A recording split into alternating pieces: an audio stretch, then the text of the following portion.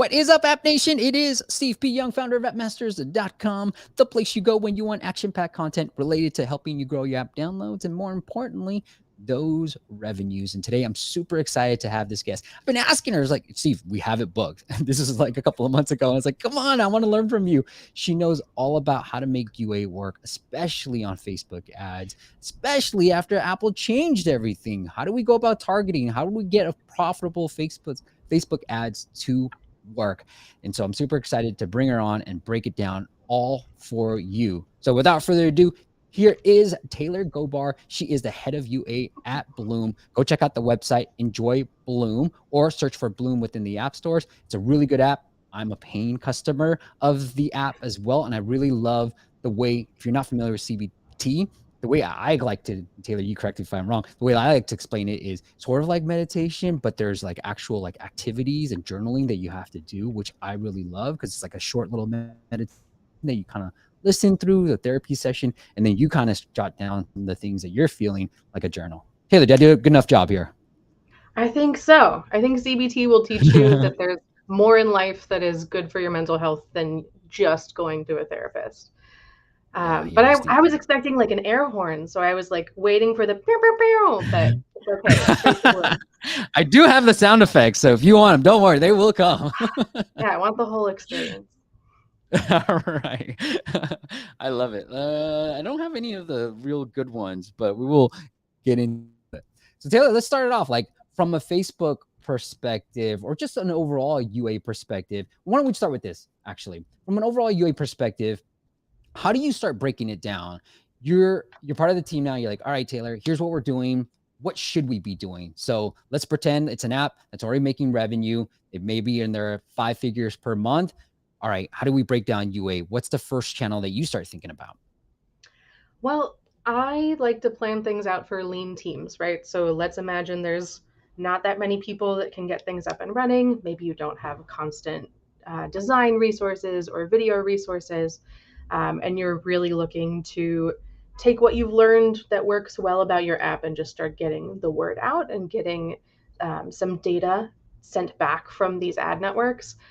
So if you're on iOS only, like Bloom is right now, you're going to start with Facebook. It's pretty much going to be your first step because it has such reach, because, up until now, their targeting has been really unmatched by other ad networks out there.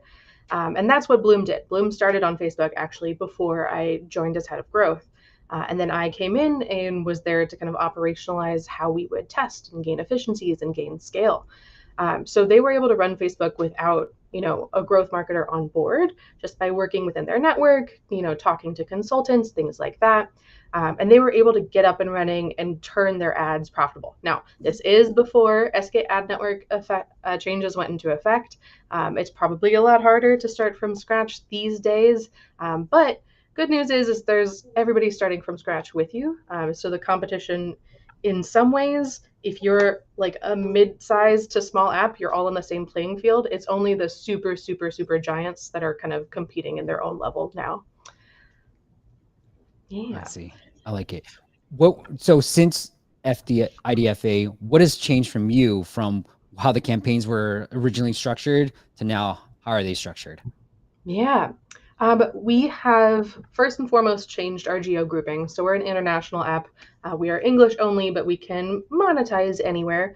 The way that we need more signals per campaign to be fired back has demanded that we shrink our number of campaigns. And this is pretty straightforward. If you have a Facebook rep, they're going to be pushing you to shrinking the number of campaigns overall.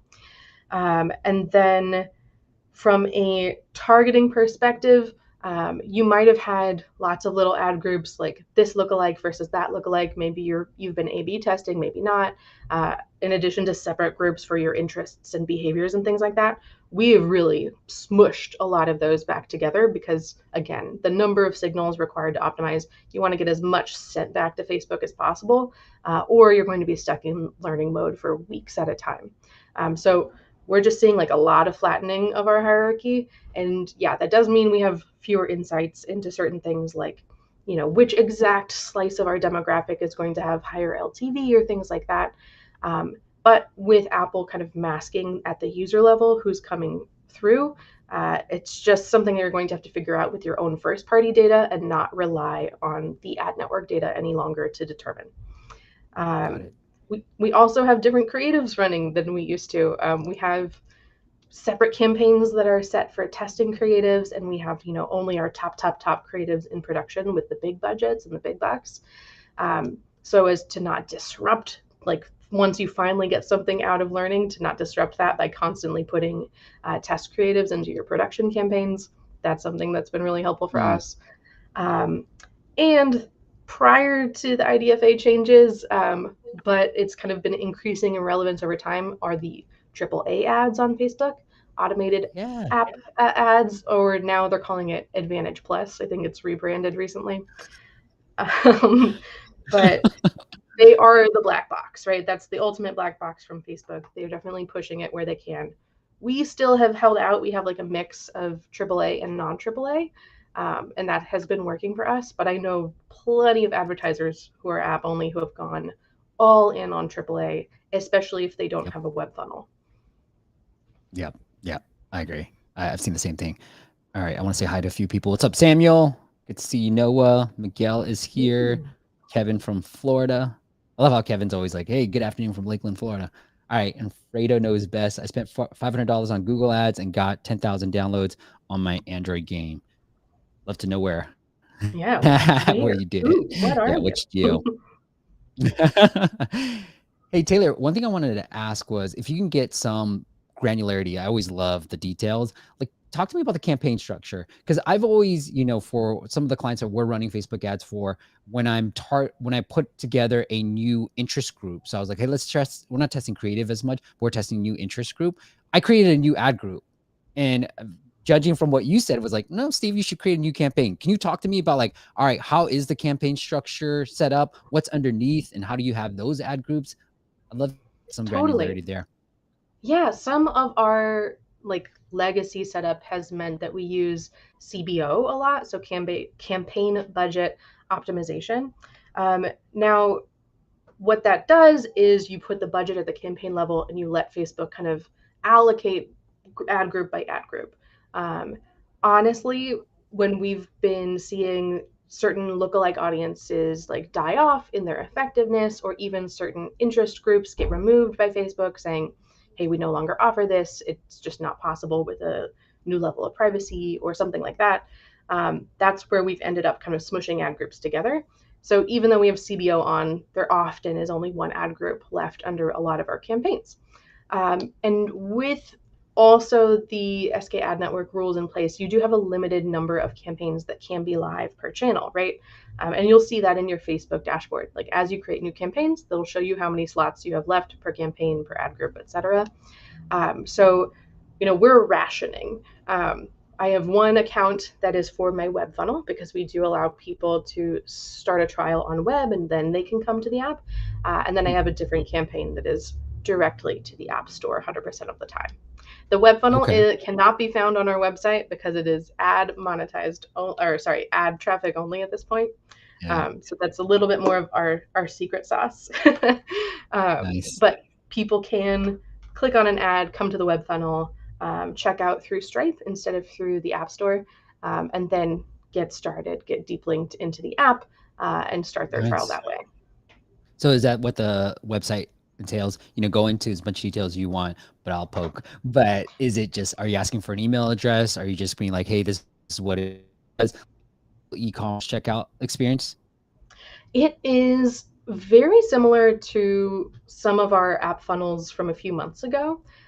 So basically, there's a landing page, no form. Then we have a few slides about Bloom and asking questions about experience with cognitive behavioral therapy, very similar to our in-app onboarding. Then we get to hey, create an account, give us your email, put a password on it, and then here's your pricing options. We do have different pricing options on web than we have in the app as well. And it is checkout through either Apple Pay or credit card, according to Stripe's integration at that point. After that, there's like a congrats, your plan is ready. Go get your personalized therapy plan in the app. Here's the deep link. Here you go. And that is targeted to mobile web users.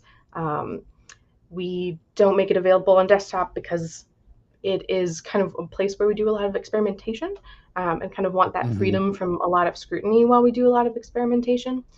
Um, and also because we are iOS only, we're not Android yet. We don't need a Right. lot of people like accidentally starting trials and getting kind of stuck in a place where it's really hard for them to cancel because they can't even open up the app to manage their account really. Yeah. So how do you differentiate? So I guess, is it in the Facebook targeting that you know they're an iOS user? Yep, there is that targeting allowed. And then for anywhere that we would consider running web campaigns, we would say, hey, can you target iOS users, iOS households? There's even some connected TV channels who promise us, like, we know you're iOS only. We promise you we'll only target households that have iOS mobile devices in the household. Um, so that data is still kind of out there and available. And then if you're trying to access parts of our web funnel not from an iPhone, or we're detecting that you might not be using an iPhone, there's warnings in the browser like, you probably don't want to buy this. You won't be able to use it unless you are actually on an iPhone, with some really good VPN or really good, privacy settings Right. in place. That's awesome. So it looks like I don't want to go back to the campaign structure. You're like, hey, one campaign, one ad group, campaign budget, Yeah, that's really optimization evolved on, and you over want to do time, anything. though. It's kind of like squished Okay. together over time. It didn't start out that way. Um, and we have some like single country campaigns for our all-star countries where we're really interested in the Mm, KPIs of those individual countries. And then we have a bunch of other countries grouped together, again, to get us one to like that critical mass of volume. So there's no single campaign that is only spending, $50 a day. We want every campaign spending over $1,000 a day at least. Um, wow. and for the way that they are grouped is kind of according to the country average. So not the Facebook channel average, but like blended average across all of our acquisition sources and organic, what their um, installed a trial rate is and what their trial start to trial converted into a paid subscription is. So we are Okay. keeping track of those, kind of using those to guide what the bids will be. Um, and typically with Scan, the bids are a lot higher than your actual cost per acquisition cost, just because Scan is still, again, not really passing the full picture most of the time. Okay. I like it. That's all on the back end that you're kind of doing. On that topic, what are you guys using to? I'm using App Store Connect and kind of like going into the numbers, and it's a lot of work. But what are you? Is there a tool that you would recommend to like, hey, here's how many people download, install, first open, trial activation by country? Yeah, so we are a big Revenue Cat fan up over at Nice. Bloom, and because we're a subscription app, they make a lot of that subscription data a lot easier to access, either in its sort of raw format, but also it makes customer service options a lot easier than App Store Connect. And then it also kind of becomes a routing point, so Revenue Cat can forward your transactional data to any endpoint that you want, whether that's your BI tools. If maybe you have Tableau, maybe you have Google Sheets. Revenue Cat does both. And then Revenue Cat can also integrate with a few ad networks. It's not as robust. You'll still probably want to deal with maybe AppsFlyer for something like that. Mm. But yeah, Revenue Cat has been a lifesaver, especially for keeping data really clean and simple, um, and for making it connect to all of our other endpoints without going through like a segment implementation or any other sort of like CDP implementation. Are you able to pull Revenue Cat? Is Revenue Cat able to pull like where the source of the traffic is coming from too, or is it just like, hey, overall trials and subscriptions and all that stuff? They used to pre-scan. So they used to be Okay. able to grab it, but now with Scan, really we're using AppsFlyer to make that single source of truth data kind of possible. Mhm. Um, Obviously, Scan forwards some things to Facebook themselves and things like that, so you can try and look at how Facebook is trying to math out the Scan data. But we have AppsFlyer for sort of like one who has their tracking left on for whatever reason, who has opted in. We still have that data directly in AppsFlyer.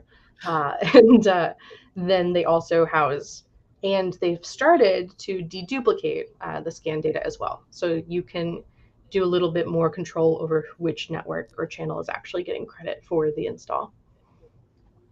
Got it. All right. Let's get into some of these questions. Samuel says, what's your opinion about mobile SaaS? Mobile SaaS. Interesting. I personally have avoided like hardcore SaaS in my professional career, in terms of working in mobile SaaS. But I have a lot of friends who end up that way.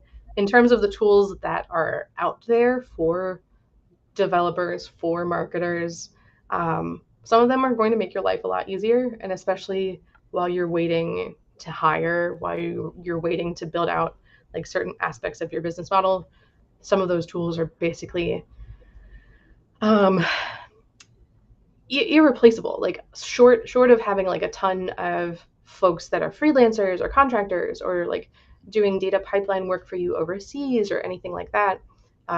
A lot of these tools are what make my team lean and efficient and able to operate without uh, looping in a bunch of part-time folks who aren't as invested in the product.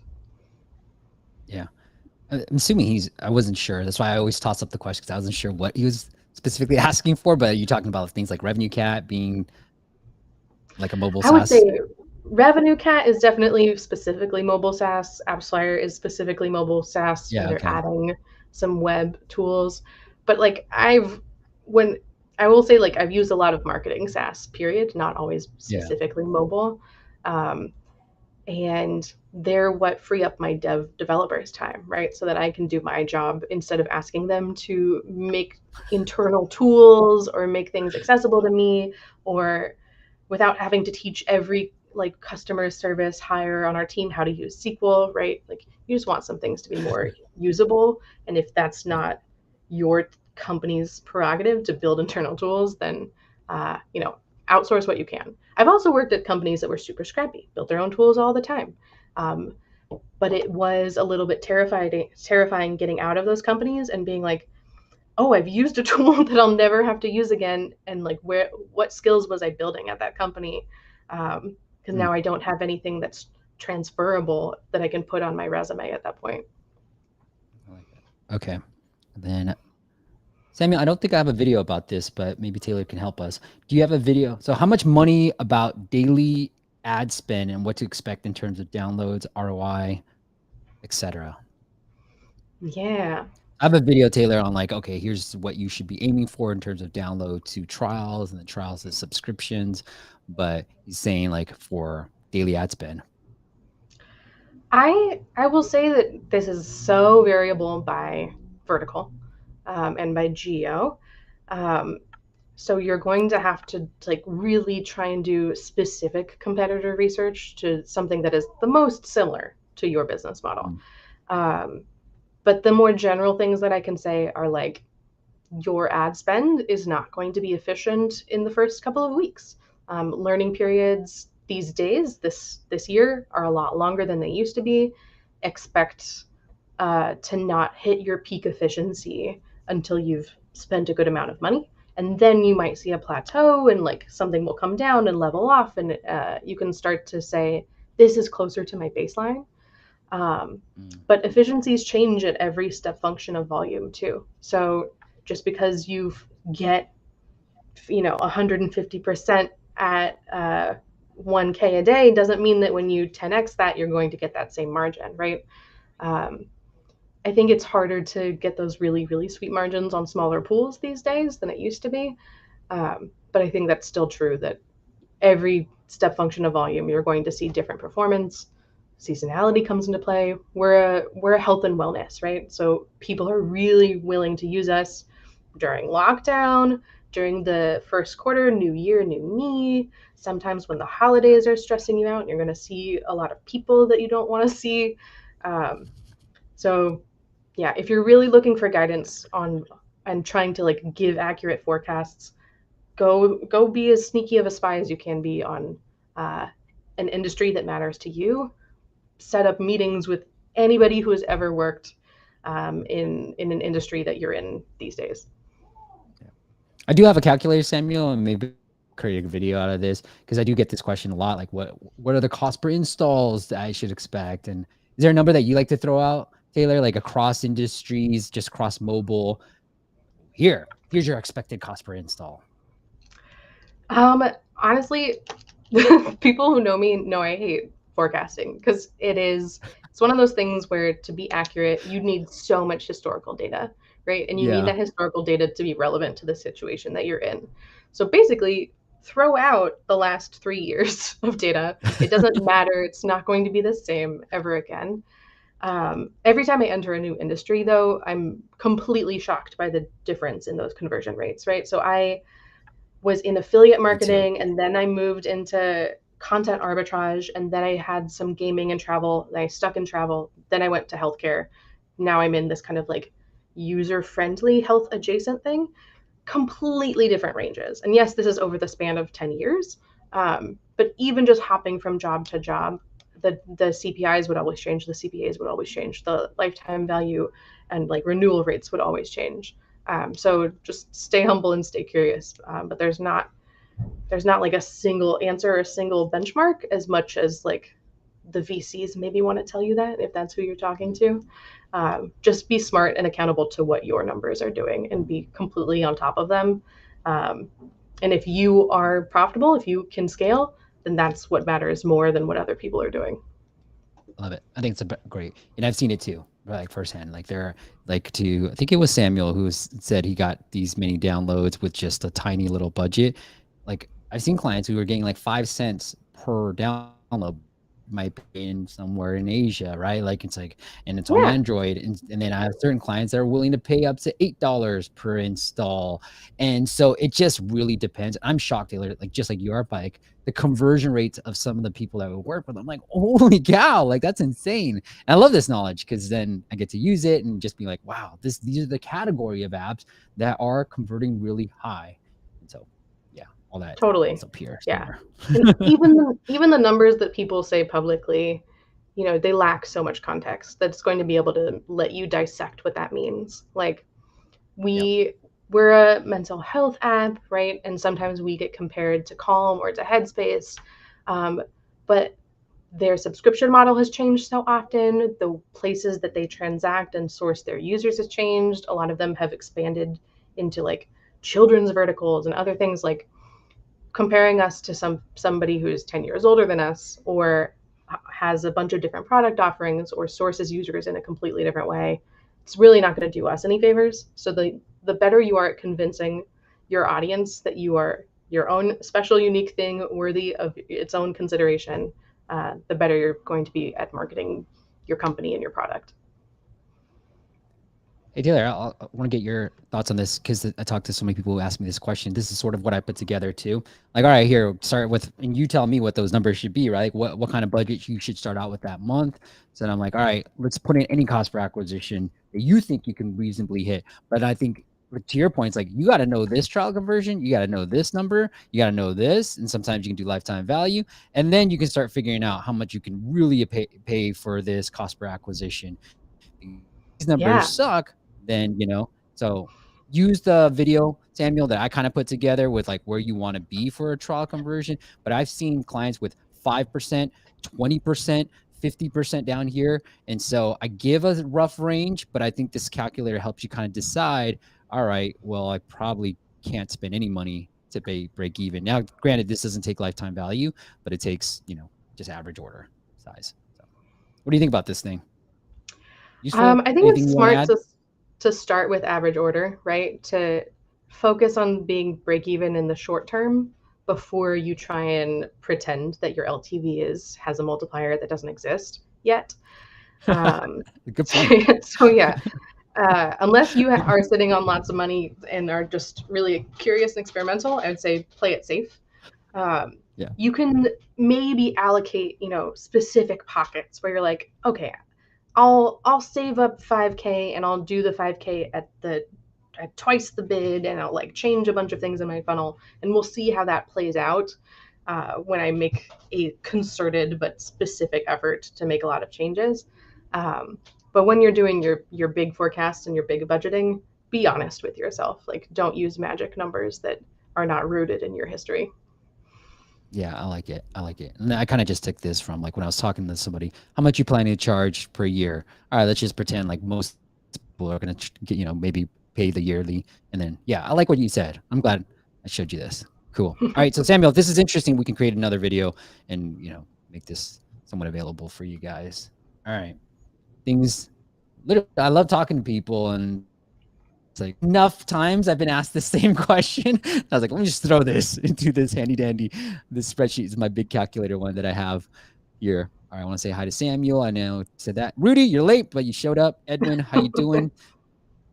Noah asked, Taylor, do you encourage users to allow tracking in the app, or do you simply assume no tracking when planning your campaigns? I mean, I will say both. We ask people, we say, we are doing our best to respect your privacy, where mental health, like security and privacy, is actually more important than other things for our particular vertical. But I do assume that scan is going to be our primary tool for measurement when I'm building out a campaign. And, like, for example, we added Apple search ads with Steve recently, and it has a higher rate of measurement allowed. Like, more users on Apple search ads are measurable according to the old fashioned way. But even at the volume that it's at right now, Scan doesn't love it. Scan does not love reporting on Apple search ads. So the more you can build up multiple points of tracking, multiple ways to measure where your users are coming from, asking them to self-identify and self-attribute at some point during the funnel and sign-up process. Just arm yourself with as much information and try and blend it all together, because relying on any single tool or single permission is not enough anymore. Taylor, anything I missed that you want to talk about from a Facebook ads perspective? I know we covered a lot: AAA, campaign setup, campaign budget optimization. I will say, if you're at the stage where you think you need a Facebook rep and you're really annoyed by the fact that you don't have a Facebook rep yet, don't worry about it. Don't stress. They're a little bit helpful, but they're not going to change like the bottom line of how successful you are at advertising. They're good reminders to me to stay accountable, to staying up to date with certain practices and things like that. But in terms of like keeping the lights on, you can completely succeed without a Facebook rep. And for some of the earliest days of my career, I had no rep because I was at an affiliate company and they didn't want to touch us. But we still were extremely successful, just being aggressive, following best practices, experimenting a lot, and being like the leaders of our own vision rather than hoping a rep would come in and wave a magic wand for us. Yeah, they usually don't have the data that you might have. Honestly, like I've talked to a bunch of these reps from all the big companies out there, the app networks, Google, Facebook, Apple, and it's just like a lot of them don't have the practice that I might particularly. I'll just speak for myself. I might particularly. I'd be like, yeah, that's good, but you know what? I've seen other things because they're just not in there in the details like we are. Kind of like we're out there in the fields working. So yeah, right now all I right, have a healthcare app. I have a healthcare rep, but not an app rep. And so I'm like, well, there's only some things we can talk about. What is Noah said? What is scan? What is? Oh yeah, SCAN. It's actually SKAN. It's an acronym. It is Apple's ad network. And it is the tool that they built in order to become the privacy middlemen of app postbacks. So back in the day, people who wanted to be able to track who clicked on what and then who installed, you couldn't use UTM parameters traditionally because Apple would kind of interrupt that once you got to the App Store. So then we started the idea of click attribution, adding unique identifiers to the click, and then having those kind of register on the user's app side and then fire back, usually through a mobile measurement provider like AppsFlyer or something else. And you could tie it together. SK Ad Network is a response to the abuse of that system, if you hear Apple tell it. And so instead of being able to always have unique identifiers both at the advertising impression and click level, and then also on the user side, Apple's interrupting passing of that data and saying, you know what, we'll tell you who installed your app. We'll tell you ads that they may or may not have seen or clicked on. We'll decide if we're telling any of the ad networks whether they actually drove an install or something like that. So they're taking that responsibility off of the advertisers and MMP's hands, but it is a lot less thorough. It's a lot more randomized, and it is much more in aggregate and not at the user level. So that change really went into effect May of 2021. It's a year now since everybody started updating, and they announced the change more than like a year in advance and said, everybody get ready. And it really changed a lot of people's strategies for what products they would build. A lot of people decided not to go app first once they heard that was coming. But if you are an app marketer, you have to be friends with Scan and make it work for you. Do you still need a mobile measurement partner to utilize Scan? In theory, you do not if you want to be able to ingest and aggregate and parse that data. And it's, in my opinion, like you can negotiate with an MMP to a pretty reasonable rate where they're being the people who parse and like format and create nice reports off of the Scan data. For example, we use AppsFlyer. They're adding bells and whistles to try and do even more. So if you're familiar with like how App Store Connect data looks, it's kind of minimal.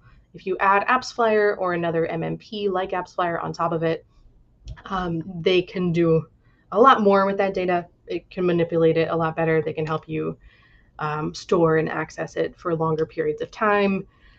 And if you really wanted to like control what you're measuring for, AppsFlyer has different models of what you can pass. So we're a subscription app. We have a free trial on the first day. AppsFlyer helps us make sure that Apple is really caring about that start trial event and not all of the other things that someone might be doing in their first day.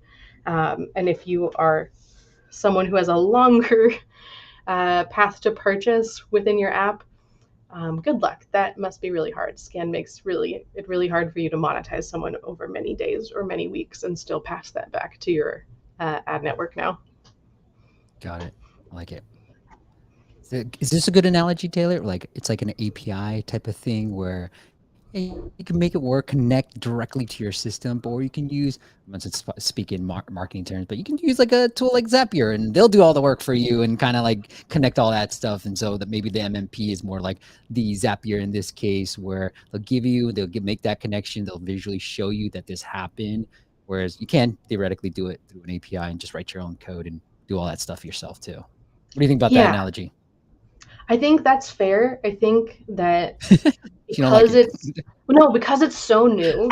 Because it's so new. Literally every MMP and every ad network has had in the last 6 months has had some long multi-day outage or like mess up with the parsing or forwarding the Apple data.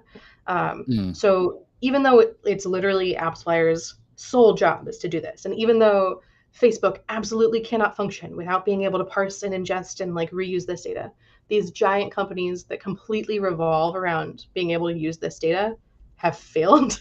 Not permanently failed, but like have had really bad days or weeks, and it's affected lots of people.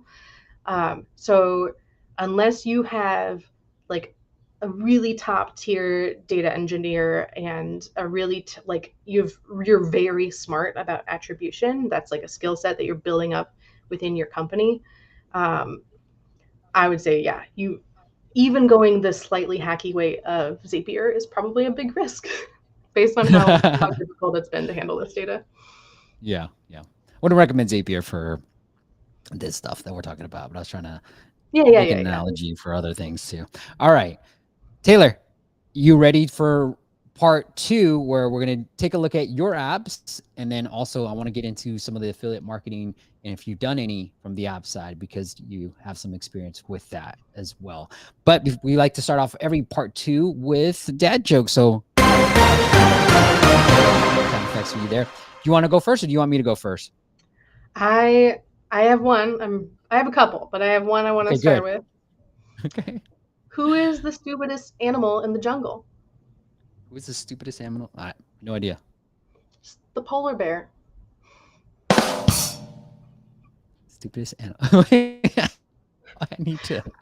It's not supposed to be there. Why'd you get there, polar bear? Go home. All right. All right. Since you Oh gave me an man. animal joke, I'm gonna stick to an animal joke too. Okay. Okay. Taylor, which bear is the most condescending? Um. Condescending bear. Yeah. Um. I'm listing all the bears in my head, trying to make one work. I don't know. I don't know. I don't got one. A panda. All right. There you go. put, put T if Sarcastic. you like But Taylor's joke better, no, and then see, put S if you like mine. I try to tell jokes on Zoom, but it turns out I'm not remotely funny. There you go. That button's getting some use today. All right, guys, if you want us to take a look at your app in a future YouTube live stream, all you got to do is go to appmasters.com/audit. There it is, appmasters.com/audit. And so today we're going to look at Adrian's app. Adrian, he and I kind of talked before. He's on the top of the listing, and we had Taylor coming in who's into the mental health space. So I was like, all right, Adrian, your turn. So here's what he needs help on. I did the premium app audit with Steve a few months ago, but would love to go with the free audit in December, 2021, to show Steve which of his recommendations were implemented. And Adrian and I wanted to do a future live stream where he really broke down some of the changes I recommended and if it did actually help him at all. But now we get Taylor's expert advice as well, and then hopefully we'll do another one. So we'll do free with Adrian. But let's take a look at the app. You want to anything from the App Store presence you want to talk about, Taylor? So it's not visible on web, but I used my phone to watch also the App Store preview video that we have going on. So I did get to listen to that explain a bit of the app. My first instinct from that video was that the music was pretty upbeat. And I'm not sure if you've tested this against other versions of Creative, but for me, meditation is calm and peacefulness and being able to focus and relax. And the upbeat Celtic music was really fun, but it was more like let's dance a jig and less of the let's relax in a peaceful field. That's funny. He's got an in-app event going on, so that's awesome. And then, oh, I guess it's not on. I'm on my older iPhone 7, so maybe it's only on the iPhone. I also could be in the A/B test. I don't know. But that would be my advice for the video. I like it. Yeah, so I mean, he's doing it a little bit different from the meditation. So it's Celtic, and it's, you know, kind of like fantasy world type of stuff too. So it's really cool. But yeah, and I was like, look, like why the way I felt about it when I remember talking to Adrian, I was like, you are creating a blue ocean, right? Like stop, you're not going against Calm, you're not going against Headspace. You're trying to connect with other people that are more interested in this, like almost like Lord of the Rings type of feel when it comes to meditation too. So I would lean in on that rather than trying to be different or go after the meditation space, in my opinion. It's interesting that you say like you reference Lord of the Rings. I was thinking of a book series called Mists of Avalon. But I wonder, like in the art styles or in the icon styles, if there's room to make it seem like more explicitly associated with that. Because now I'm staring straight at this icon a lot, and I'm thinking like it almost makes me think of a game, right? Where you definitely don't want to be competing with games, and not all games are made to relax you either. It kind of depends. But I wonder if there's something that can play more off of this like spiritual aspect, this nature aspect. I think some of these visuals throughout the screenshots are like land based and forest based, and some of them are like more blue and water and open sky. And I wonder if there's like a different performance if you switch to different visuals that are like more consistently one nature environment. Yeah, I like that. I like that. Okay, let's get into the app itself, shall we?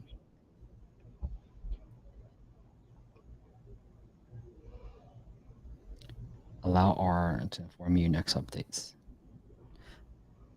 So, Adrian, he's been on the streams a lot.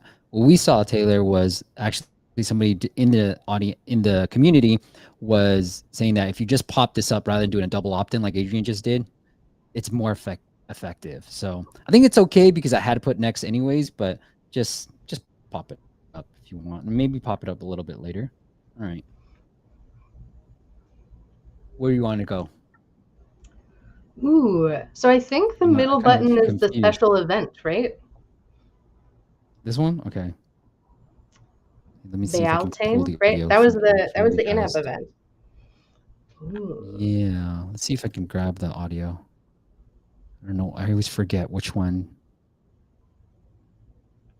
If you guys can hear it, something is I playing here. Let's cannot have it hear too. it. Let's try Not this. yet.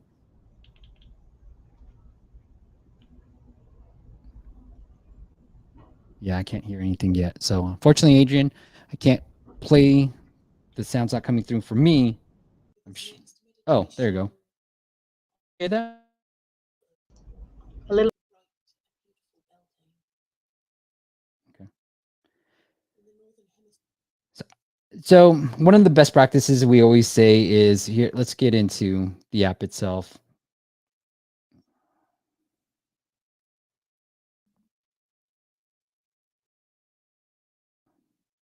I don't know. I feel like this. I don't want to read this user because I It's don't one of really those want to read things this. where the fonts are like such a big part of how we perceive this culture, right, and this brand. Mm, Um, but when it comes to like deciding which parts of your design are going to be heavily branded and then deciding which parts of your design are going to be really easy to read and scan, right? yeah. Um, so I think there has to be choices like screen by screen. How quickly do you want somebody to be able to read this and get through it?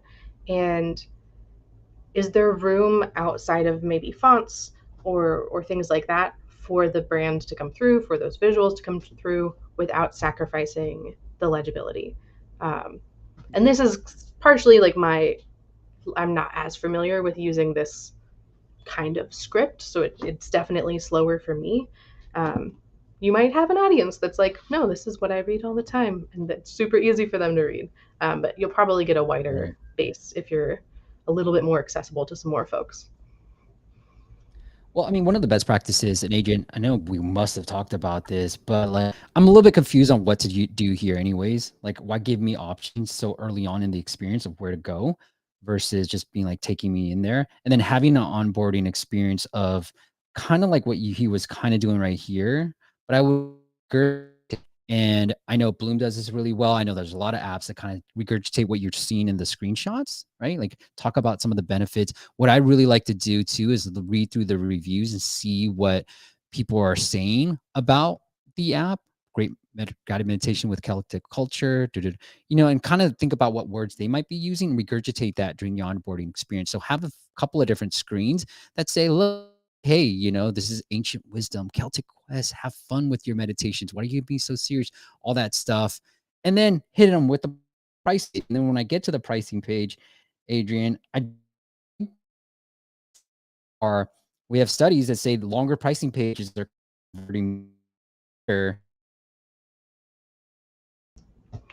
Yeah, Too many options.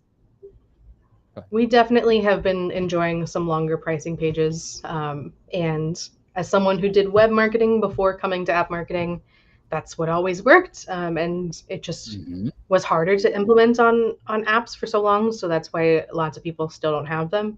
But now it's a lot easier to engineer if you can give people the option of scrolling, the option of expanding for more information, right? They're able to kind of pick and choose what to focus on as long as you make it super easy, super clear, right?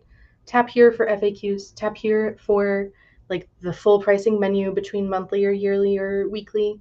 um, and read the reviews, read the excerpts from any press you might have had, read, like, screenshot your app store rating again. um, People are going to find a way to like navigate pretty quickly on mobile. You know, you can have accordion style navigation. They can expand elements and hide the stuff they don't care about. And Mhm. if they really want to transact, they will smash the button and just keep going. Yeah. And I like being able to see both all these options, the monthly, yearly, and lifetime on one page versus you making me scroll because then I forget. So I'd rather go long. One of the things I might test too is just locking people out, forcing them to pay no free content. And the reason why I say this is I've had experience with working with different apps that did do that. And since you're an indie developer, you haven't raised money, you're trying to make this work. What we found is if you get the more niche you get underneath like a meditation, overall meditation category, the higher those conversions are. And one of the apps that we're working with that is below all this stuff, like underneath meditation, we rank really well for a keyword, number one for a keyword that I know has traffic and it's bringing in a lot of crap. So it's very specific to a field. I'm trying to stay generic as possible, but we're seeing 20% conversion rates and then about a 35% trial. So when I say conversion rates, I mean trial activations, and then about a 35%. So net, it's about like, I think towards the 9 to 10. I have the number somewhere, but from install to actual paid is around that above 8%. And so we're seeing, and then boom, like when we made that change, our revenues have 10x since we made this change to just being like, it's the same features, Taylor. That's the cool thing about this case study is the app didn't change. I just changed the way we just changed the way we monetized it and we 10x the revenues. And within the first week, we've already tripled last month's revenue, right? 1 week tripled it. And so we're going to probably be 10xing that if you pull it out all the way for the month. So I think that's what you can do, Adrian. Just lock them out. And they're coming in. It's already a niche app. So with a niche app like this, I think locking people out, forcing them to pay you before they get any type of access would actually work well for you. Anything I to add, Taylor? I will also say that, like, when you have that winning formula, right? When you have, it's not impossible to reskin like the app that is working for you, right? So if you are really working with your Celtic audiences and your Celtic fans and people are really into this and it's really working, and you're afraid that you're missing out on other people outside of folks who are like deeply searching for the Celtic content, Mm-hmm. like reskinning it and finding some new content that matches with like pagan and sorcery and witches. Like, this is very similar, Yeah. right? You might have some overlap, but you may not be willing to like sacrifice your Celtic Whisper brand quite yet.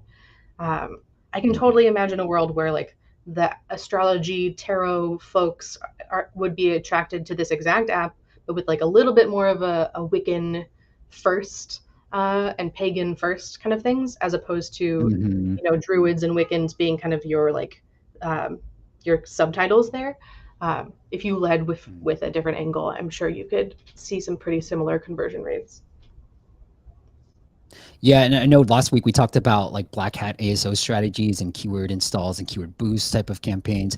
What we found with those type of campaigns is, let's say Ireland, I'm trying to rank for well for pagan. So he's already number one, but we've actually found that, outside the US, these keywords move a lot faster and we've been able to get, actually, let me rephrase.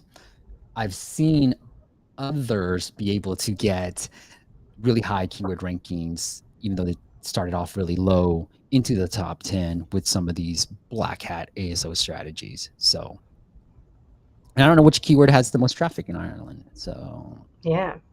I also yeah. wonder, I'm like, I'm sorry again, here. as somebody who is Okay. not super close to the Celtic heritage that I do have, like, I wonder also, are people going to like Norse or Nordic kind of Mm, content for like the same thing? Are they trying to connect spiritually and meditate like with similar other European heritages? Um, yeah, just open that's a question. good idea. run some Apple search ads. Maybe I would Yeah. say lock it out, try it, see if it works for you, right? Like force people to pay before they enter the app. I think it would work. Try it out and then run some search ads. And once you have the numbers, kind of like that spreadsheet I put together, once you start figuring out some of these numbers, if we were converting at a 18% and then this was 35, and let's say, for us, it was about $60 before Apple's take. And it's like, look, man, like I can pay to break even. I don't have the break even numbers, but I can pay pretty high, like, you know what I mean? So that's how you start thinking about this. I'll probably add the revenue per download just to get that, and you can see the cost per install for break even here. So this will help inform you. I hope that's helpful, Adrian. All right, anything else you want to add, Taylor, before we Um, move on next step? I will just say, like, don't discount the value of aesthetics, especially in this vertical, because Yeah, we have a therapy app. It's not even really branded 100% as meditation or relaxation. It's branded more as therapy. But people still are heavily influenced by the soundscape that we have, by the design elements that we have. Like, when it comes to a consumer experience of wellness, like the closer you are to wellness, the more you have to compete with, like, how much the wellness industry has really invested in aesthetics, right? So be super mindful of that uh, as you decide, like, which visuals to rely on, like which audience you're trying to attract and keep, because there is some sort of, like, when we're choosing to meditate, it says something about who we're trying to be and who we're trying to become. And if there's a visual aesthetic alongside that, um, I would say, like, do research with your users for what they're most drawn to visually about your app and try and replicate that in many more spots within your app. I love that. I love that. And I do want to your earlier point, Taylor. I love that we said, like, I think visually this is nice, these graphics up top, the banners and stuff, but it's very hard to read. And I might lose the font here, but keep this visual because it still conveys the same message. I feel like this font style is so hard to read, but I like what you said. It's very cool. I'm glad I picked out these meditation apps while you're here. All Yeah, no, right. it's fun. Good picks. And I Cool, did cool. listen to some Celtic music this morning, so I'm in the mood. I love it. Talk to me about affiliate marketing. And one, so I'll give you a two-prong question, and shouldn't do it as an interview, but I'll do it anyways. One, how have you used some of the knowledge? I know you and I both come from the web, so we knew that longer pricing pages worked on the web. And I was like, hey, I think it would work on the app too. And then we kind of both did that. But how have you used affiliate marketing and brought some of the strategies that were working in affiliate marketing to the mobile space? And then are you doing any affiliate marketing for Bloom at all right now? Um, I'll answer the second part quickly. No, because still iOS only, still the kind of the space we're in. A lot of affiliate marketing is a lot harder to have controls over your targets, and we're kind of at that space right now where narrowing and finding, like, most valuable users is important for us, and we're a little bit too early and not, like, quite as diversified or built up on all of the channels for me to want to go head to head with affiliate or, like, enter it into the mix. Same thing with, like, the timing of Apple changing their measurement, uh, introducing partners that are not necessarily going to respect your measurement model, is also kind of a big headache, and we're a small team, so not yet. Though I do, this is not to discourage the folks who are, like, reaching out to me and offering me affiliate services. I think there's a time and a place for that. It's just a weird stage for Bloom at the moment. As for what I've kind of brought over, um, I think early on, like, again, like junior Taylor working in this world, um, was using things like Cake and Tune and Has offers, right? And this was when we had clients. So we were trying to have our own traffic that we would monetize for other brands who were paying for leads. And so we would use all of these tools to give ourselves credit within their systems, stuff like that. Um, and then I took a break from affiliate marketing, went into a different world where there were no measurement platforms, no like explicit tools that were all about attribution and, like, attribution across many, many different types of channels that were super competitive. And then I got back into mobile, and mobile had MMPs, right? An entire industry of tools that are just about attribution. So in a way, it really prepared me to think about attribution in a where certain parts of my career, I had no focus whatsoever on mix modeling, no focus whatsoever on like windows or controlling windows or like comparing CPAs across windows and things like that. And it affiliate marketing combined with mobile marketing has made me so much more of a hawk for making sure that when I'm talking about numbers, that they're truly apples to apples, right? Someone a couple years ago could tell me like, oh yeah, like, well, my CPA is $1. It's nothing. It's so cheap. Da, da, da, da, da. Yeah. But then you would look at their windows and it's like, oh, you have 28-day view through on, and you're doing retargeting, and it's like completely not the same as a campaign that is, a 12-hour click only, no view through, suppress all existing users, no reattribution, right? So having that fluency has changed how I interact with marketing teams, marketing leaders, but also budgeting and forecasting, and being on the good side of whoever my finance team is or my accountants, so that they know that I'm not reckless with how I'm giving myself credit. Yeah, I love that. I love that. I almost say, like, if you're a person out there in marketing, this is what I did early on in my career. Was like, be for and I was like, I don't want to just do this one thing. I don't want to be the PPC guy. And then I went to a smaller company to work more on affiliate marketing, PPC, email marketing. And then it's like, you can sort of leverage all these marketing tactics and strategies into the app side. And that's sort of what I've done. So thank you for sharing that, Taylor. That was really good. I loved it. Cool. All right. You want to see who won the first round? Oh, Dun, yeah. dun, dun, dun. I don't have that. All right. We got Samuel T, Miguel S, Andres. I have to say S. Panda was pretty decent. And then Noah said S. So that's one. Round one goes to me. Noah did throw a question. Taylor, what are your thoughts on TikTok ads? I will answer with one joke, which is, what's a place a TikTok star can go and not be recognized? Where? What's a place that a TikTok star can go and not be worried about being noticed or recognized? Where can he go? They can go to a bar because they're 12 years old. I like that. Is that your round two joke? That's my round two joke, starting early. But more seriously about TikTok ads, I will say that they take a lot of effort. Video ads take effort, but they are worth the effort.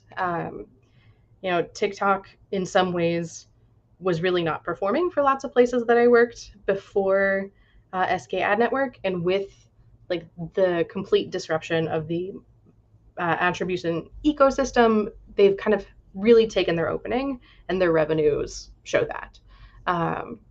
So funny story is that when I worked at an agency, ByteDance or Musical.ly was one of our clients. So I've kind of seen it, how they run their advertising game, as well as now, like, I am a client of theirs and I spend just as money there as I spend on Facebook. But it has taken more effort. It's more of a learning curve. It's a fresh space, right? You just are going to have to invest in it pretty heavily. But we made the choice a few months ago that we're going to spend time there and not Snap, for example. Because Snap, I kind of have my playbook for Snap. I gave it our best shot at Bloom. It just kept getting more expensive, not less. And so we took that effort and now we're putting it just completely towards TikTok. We're unique, though. We do have a video studio in-house because our app is a video content app. So we have a lot of folks who, even if they're not ad experts, even if they're not mobile experts or like tiny video experts most of the time, we can at least have those resources to create creatives, test through different scripts, and like partner with creators who can help us make UGC as well. I think if you're not doing UGC, you're going to have a really hard time on TikTok. I would say that make that a pretty crucial part of your strategy. have just real people and different faces popping up all the time. And also, we had, because of our own vertical, we had like a ton of bans on our ads forever and ever, ever. We just kept getting rejected, but we pushed through with patience and diligence and like talking to everybody we possibly could, and we eventually were able to scale and stay live and not be turned off every other day. But that was a big struggle this last quarter. So if you can get past some of those early headaches and get through, keep at it. There will be an inflection point. There is hope. Are you posting through the Bloom channel and then running those as ads, or how are you going about running the ads? We currently only have like a very small organic presence, and we mostly upload directly to the TikTok ads manager. There are a few creators who we have whitelist that will promote their posts, but a lot of it is through ads manager at this point. We're kind of branch out and experiment with different types of creators in the coming months. But for the most part, it is like comments off, at least like 20 creatives per ad group or ad set. And we're rotating in fresh videos. Like as soon as the learning phase ends, we pause down non-performers and swap in fresh videos on a pretty frequent basis. Got it. Are you doing, I've seen this work going through the Facebook ads library, and people are doing TikTok style type of videos now too. So a couple things I want to say is these vertical ads are actually working pretty well on Google ads too. Like uploading up, and with Google ads, you have to use YouTube. You have to upload to YouTube, but might turn into a short, but we have seen that. And to Taylor's point early on, video ads are performing well. It takes a lot of work, but it is performing pretty well. But are you guys using that TikTok where you'll have text like right in front and having these sort of like more look and feel of TikTok there too? We have a mix. Yeah, we have some that are straight from the pages of a TikTok trend, doing exactly the dance, exactly the popular audio, and some text that happens to be about Bloom, and that's about as branded as it gets. So that is a portion of what our concepts are. We also have more like explain the app, explain the features, explain the value props. We have those. We have people doing kind of lifestyle videos, right? A day in the life, and a Bloom is part of their life. And we have also some that are just jokes. One of our more recent ads, we had somebody like sacrificing a teddy bear because something was going wrong in her life, and her friend steps in and says, "You don't need to do a ritual. You just need Bloom," right? So like we got jokes. We're enjoying like relating to our audience. I can make a joke about what CBT also stands for. Like we joke about that. Don't Google it with safe mode turned off. But it's your audience just like wants to relate and to be entertained on TikTok. So the main thing I would say is that for us, we're avoiding being instantaneously recognizable as an ad, right? We try and buy ourselves like at least a split second before they understand that we are an ad, just so that we give ourselves a chance to get their interest before their gut reaction is to skip, the ads. Okay. Yeah, TikTok is a channel that a lot of people are talking about. So thank you, Noah, for the question. And then Taylor, you want to try his nickname? Can you see this? Hey, what's up, Steve? I'm back here to Mr. Zweigstut. Okay, there you go. See? Take that, dude. I need a rating, like 0 out of 5, okay. 1 out of 5. Was that a fail or not? All right, Taylor, I'm going to go my round 2 joke. So Taylor's joke was a TikTok joke about not being recognizable in a bar. I love that joke. All right, I got mine. Why is Peter Pan always flying? Because he never lands. There you go. So put S and T if you like that joke. Whose joke you like better? All right, he said that's good. All right, Taylor, we got one more app. You good on time? I'm We ready. I'm always ready. go long on these things. All right. We got another meditation app. One thing that, oh, I'll get to it when we get to it. But here, Dante. So I actually talked to Dante too, and I kind of picked these out because I've talked to these guys. So I have a affinity to these guys here. But how to increase retention KPIs and KPIs I should focus on. So we're going to skip all this, Dante, in terms of the ASO and App Store experience because you said, hey, give me retention stuff. I did also want to point out I've got Bloom right up top here too. Taylor talking about the colors and how you make it feel. Like I wanted to just have a visual to kind of reiterate that point too. Like you can see the visuals and the colors, the tags, super cool, super really interesting here too. So I love that. Anything you want me to show that you want to be like, hey, look at this. This is really cool. Um, I feel like there's some similarities with the next app, so I will Okay. just go into going for Dante's this time around. Okay. Again, this is my other phone, but I do love the app. So you guys got to go check out Bloom. All right, let's go into Dante's app. Loading your mind garden. I love these little animations. Okay. Simple gamified meditation that actually sticks, stress less. Okay. Like that. My Yeah, I question don't here with mind. gamified is what does that mean to a user who's not an app person or like not a marketing person, right? Because I learned about gamification through my work, and I'm trying to put myself in the shoes of someone who's not a marketer or not a product person, and what does gamified affect about their perception of this app now? Yeah, I like that. Great feedback. All right, start growing. Let's see. How's your meditation experience? Have tried. I think here I put meditate often and then maybe put like, I'll meditate here and there, like, because that's me. Instead of I've tried meditation, I will meditate here and there. And I should do that more often. But okay, continue. What brings you? I know Bloom sort of has something like this too, where they ask you why you're here. So for me, managing Yeah. stress. One of the suggestions, so the one that you've picked is managing stress and anxiety. Mhm. One of the suggestions here is to play between highlighting the thing they're escaping, right? The problem, the stress, the anxiety, versus highlighting the positive benefit, right? Better sleep, more focus.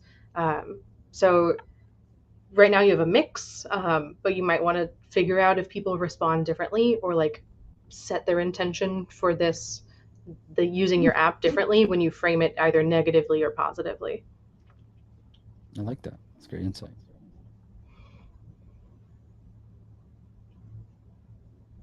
Okay. Sorry, Dante. Experiences though. Okay. Turn off notifications. It's a little bit different, right? Like we're now getting those choices that you made like framed in a different way. So it's interesting to see more of how it gets summarized. Secrets out. Okay. Looks like this is Mm-hmm. the landing page that we've been talking about too. But yep, Mm-hmm. seems like everybody's starting to do stuff like that. So I love this, how your free trial works along with the longer pricing page because we know it just converts better. So good job. Well, I love that too. I think I would love to see some customer testimonials too Yeah. But here. also it says stand with Ukraine in April. It's May. It's almost June. Yeah. So you might want to update that. Like you have reviews, Dante, like 4.8, 276.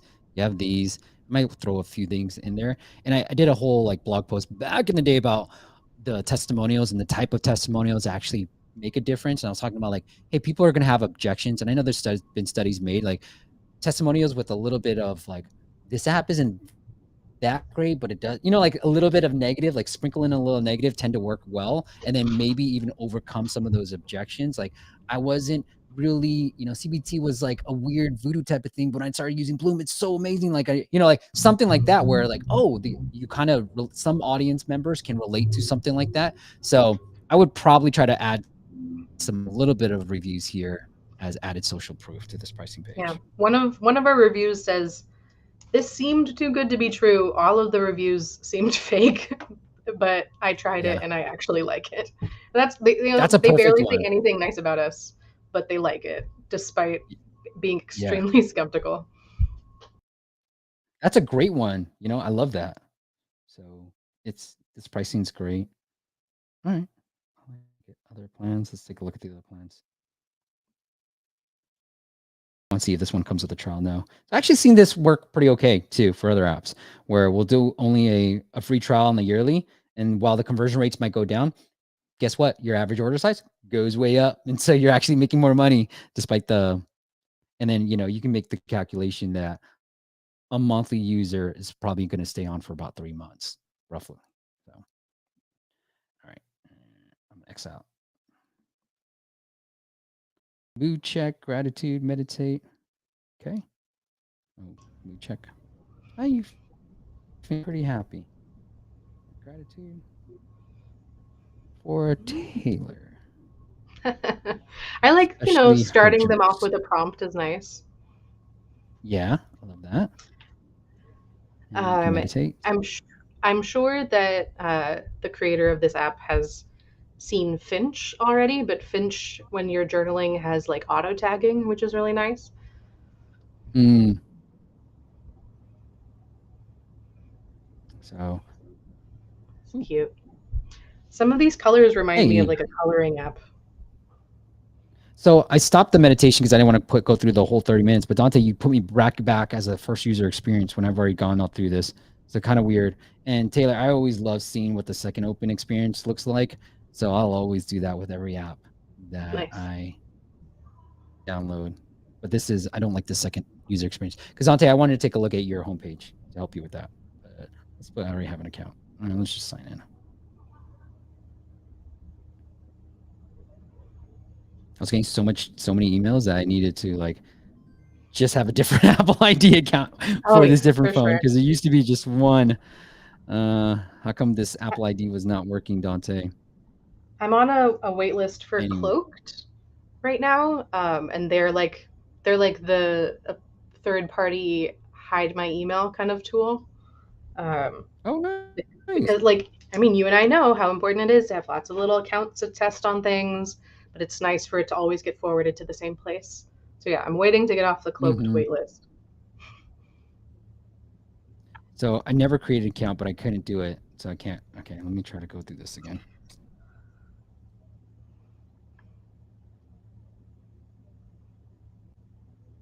I can Yeah, I should set it up answer so one of the questions in the channel Oh yeah, while you're at it. I got this So question from. Yeah, go for it. yeah, Bits and Bytes Tech. Do you think marketing is ethical or just persuasive tactics to get people to buy stuff they don't need? Um, this is such a near and dear to my heart kind of question because when I got into marketing, I did not think about the ethics of it or the implications of it whatsoever. I was just there to money in, money out, spend money, make money, all of that. And over the course of my career, I've had a lot of breakthroughs either through therapy or through making friends who helped me focus my life in different ways and building community in uh, with people who are less privileged than myself and have more insights into what actually is wrong with our society. And I will say that marketing there are ethical ways to go about it. There are unethical ways to go about it. Um, the idea of dark patterns is a lot more understood now. We see people like the Colbert Report talking about dark patterns or things like that. So people are getting a little bit more wise to when they're being deceived, and outright lied to about what a product could do for them. I do think that in a world where everybody's needs are met, if everyone had enough money and is happy and has housing and healthcare and all of these things, the the need for marketing changes. It becomes much more still about persuasion, still about communication, but more about helping people receive the ideas and the information to live the life that they want to have, and less about distractions and consumption and spending money for the sake of spending money because that's good for the economy and things like that. So that's my take, is that we're definitely not there where marketing is free of ethical scrutiny, definitely should be. If you're a marketer, your money funds things like Facebook. So you have to decide whether your values align with funding Facebook. If you buy on TV, you have to decide which channels and news channels to support. So yeah, it's definitely a big question, and I'm meeting a lot of cool younger marketers than myself who are starting off at a much higher level of ethical awareness than I did when I was their age. Okay. Thanks for that. I want to get into Dante. So I finished the meditation real quick. I couldn't finish it. I couldn't X out. If I did X out, it's Dante. I don't know if you want to change that at all, but then I guess now you're going to ask me to register, which is now I'll register. Okay. I think, I don't know how you feel, Taylor. I might try to get people to register first before going through that exercise because I just didn't want to go through all that yet. But that's my personal take on it. And then and then maybe after I register, get me to go through all that stuff. I would say that, you know, when it comes to registering or when it comes to getting somebody to use your app, you are trying to get them into a place where they will accept communication from you outside of that app, whether that's an email or a push notification or SMS. So, you know, you don't need all three. You'll probably be able to rank which of those is most valuable to you or most effective for you to try and get them to enable. But yeah, if you can get one of them, I wouldn't rush getting all of them. It would simplify what they have to do to create an account. Like for example, on Bloom, we have single sign-on or SSO account creation, and that is like right up front for people. But they can skip it and they can go through onboarding and start using the app. But we will push them to say like, let us send you a push notification. Let us send you an email because, you know, these things have value. These things will keep you on the track that you want, right? And this is meditation. People are trying to build this into their life. So you just remind them that you're helping them build that and that you're being respectful of their space and not spamming them. That's generally the route to go. I just wanted to see this homepage because I wanted to see if there's ways that you can better convert to here. So like, I think what I would try to do is push kind of like, let's use Bloom if that's all right, Taylor, but there on my free plan, there's this locked portion. So it's a way of having been like, look, hey, there's some paid stuff that you could enjoy if you wanted to go. And then coming here to yours, Dante, there's not a lot of, I don't see a quick, easy way for me to try to pay you if I did want to pay you, right? And back to the ethical part of this marketing, it's like, look, if there are people who want to pay you, right? And so if you're trying to sell something that you think is going to benefit the world, then I would say it's on you to try to market to them. Looks like the pricing changed too. It was more expensive. Now it's cheaper. That might be like a sequence of discounts or something like that. Yeah. I will say that like we've also had this debate of how much to unlock, how much to keep free, how obvious to make it that there's like a lot of paid content that is locked away for people who are staying on the freemium version. So yeah, I mean, this is when you see like two app, you know, experts kind of staring at an app and going like, what should we do?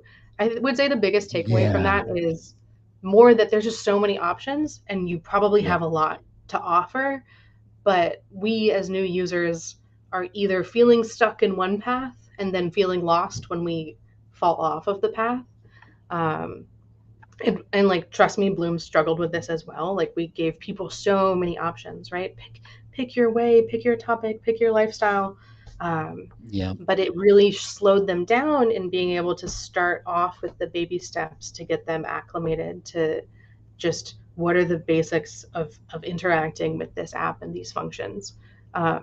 So sometimes graying out those other choices or like slowing down what you're asking people to process can be a little bit helpful. Yep. I love it. You look at Bloom's UI, like it's super like not in your face, takes me down this journey. I love this. These little small little elements makes me like a progress bar. If I want to explore, I could explore more as well. And you compare it with your story, and it's kind of like, I feel more stressed looking at your stuff. And we're here to meditate and feel calm. I feel super stressed just looking at all this stuff. And then I'm gonna compare it to calm, which, less still a lot of stuff in my opinion, but a lot Yeah, of but locked look at content. that top fold is nothing, right? Above the good morning Yeah, is true. just they're like, don't worry about it. Your thumbs can't reach up there anyways, so we're not putting anything up there. Right. And then they used to have little smaller accounts. They changed it, but then they have this, in here, and there's more spacing in all this. So Yeah, and their think tiles are about super big tiles. Like I love that. so there you go. Work on the UX, but I think Yeah. I will say, like, I all do right. love We the got some few design. more I questions. love the color palette. I love the animals and the flowers, and Right. blooming, growing plants is near and dear to our heart and our brand. So, um, I as I was looking at this earlier, it gave me the vibes, like the fun and playfulness of when I would play Plants vs Zombies, right? And that like Hmm. anthropomorphized plants.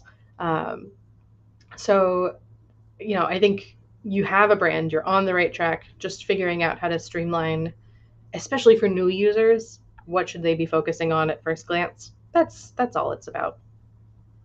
Yeah. Love it. Okay.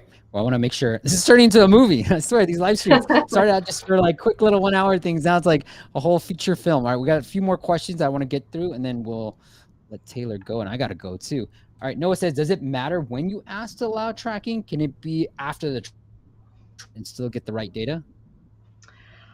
um this kind of depends on like how long after. I think the longer you wait after trial start, the less likely it's going to make it through the Apple's SKI network mechanism, because I don't believe that they do any sort of backfilling or anything like that.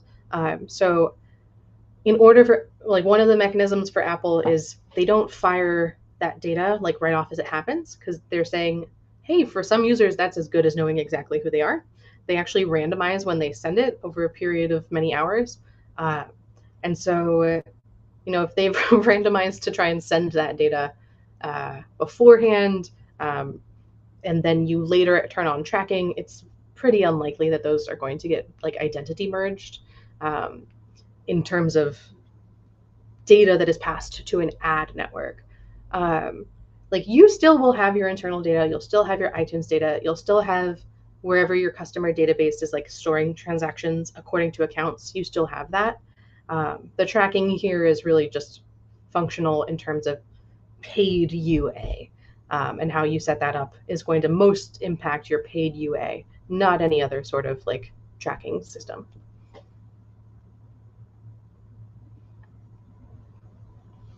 We got one more question from Darren. I think Darren's asking for Bloom. Do you have a share on social media function built into the app? I don't know if it's turned on right now, but at different points we have. So different points we've had shareable content generated. Um, you can imagine like little calming videos, little calming gifs, quotes from Mm. influential figures, that sort of thing.